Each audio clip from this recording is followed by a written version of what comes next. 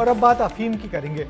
मध्य प्रदेश के मालवा में मौसम के बदलाव के साथ ही खेत अफीम के फूलों से गुलजार होने लगे हैं।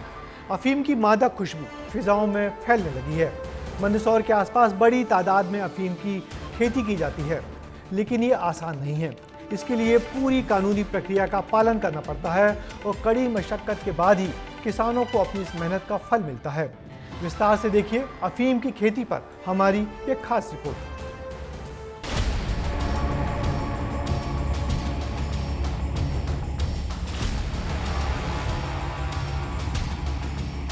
ये सफेद फूलों की खेती नहीं है और ना ही यहाँ कोई सोना उग रहा है, लेकिन फिर भी खेत के बाहर किसान निगरानी कर रहा है। साड़ियों की आड़ में जिस खेती को बचाया जा रहा है वो सोने की खेती से कम नहीं है, क्योंकि ये अफीम के खेत हैं जो वाकई सोने चांदी से ज्यादा की कीमत रखते हैं।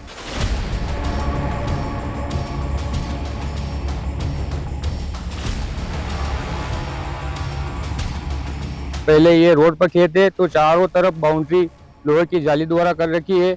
दूसरी सुरक्षा, हवा से बचने के लिए मक्की लगानी पड़ती है ताकि हवा न लगे अफीम के।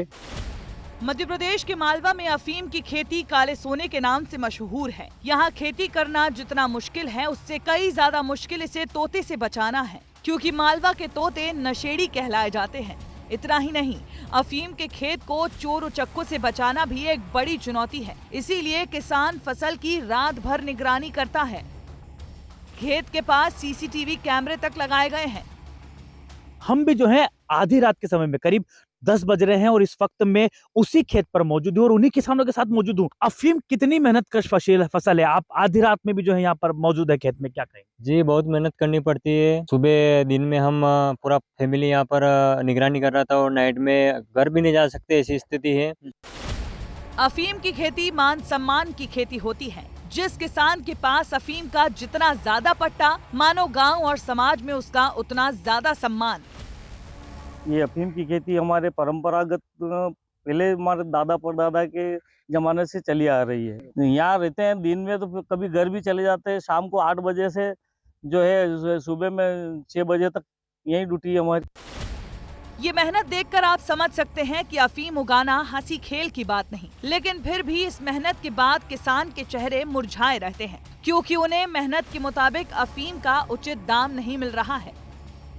हमारी तो ये मंशा है गवर्नमेंट से, सरकार की, कि इसकी लागत भी हमारे को पूरी मिल नहीं पा रही। पानी की दिक्कत और ये जानवरों की दिक्कत, चोरों की दिक्कत, उसमें भी अब किसान के पास खेती के अलावा और कोई अपना जीवनचर्या चलाने का कोई और रास्ता तो है नहीं। फिलहाल जो है इसमें डोडो का जो कीमत सरकार ने तय की है, फिलहाल 200 रुपये प्रति किलो के हिसाब से उनको इस बात का भुगतान किया जाता है और ये भुगतान जो है ये मंत्रालय की तय की गई कीमत के अधीन रहता है।